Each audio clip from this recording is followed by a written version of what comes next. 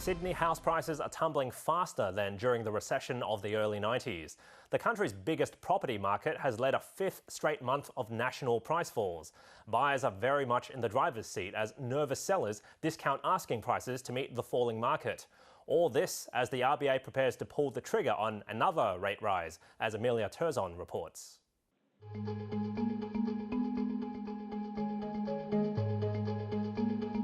The owner of this Melbourne apartment just dropped the asking price by $20,000. The agent says the seller is reading the room.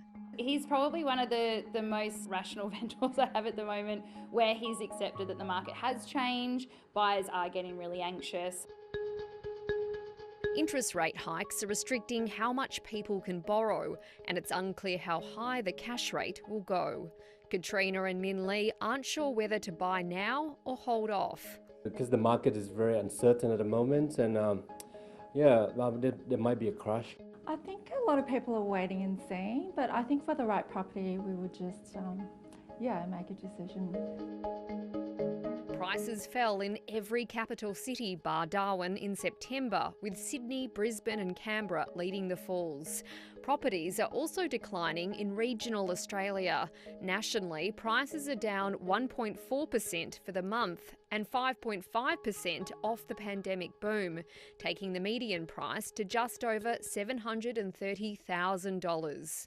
Overall values are still sitting about 20% higher since the onset of COVID, and there's still a long way of price falls to go before that is completely eroded. If the cash rate stops going up in 2023, then that's where we could see a bit of a trough in the decline.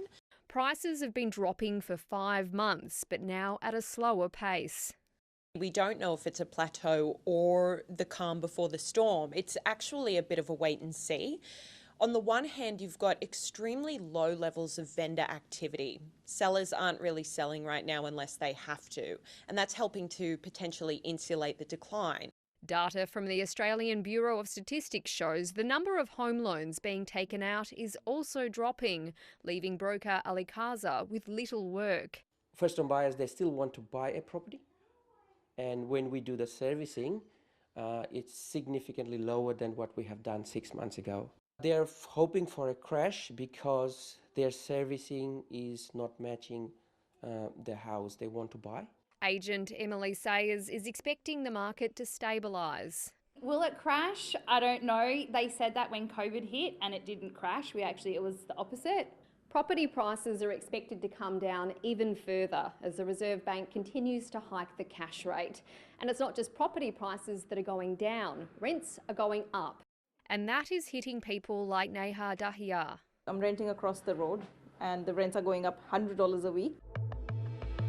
CoreLogic's data shows that rents rose again in September, this time by 0.6%.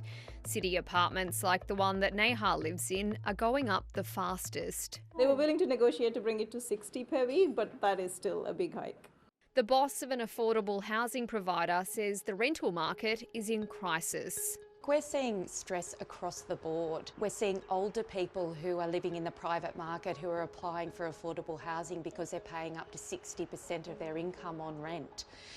We're seeing younger families who are facing price increases and having to relocate and move their children out of schools to find a new home. There are concerns that the return of migration will only add to rental shortages. We can get up to 50 applications for an affordable housing property, and all of those people really are eligible. A terrible time to rent, but if you can afford it, a better time to buy your own home. Emilia Terzon reporting there.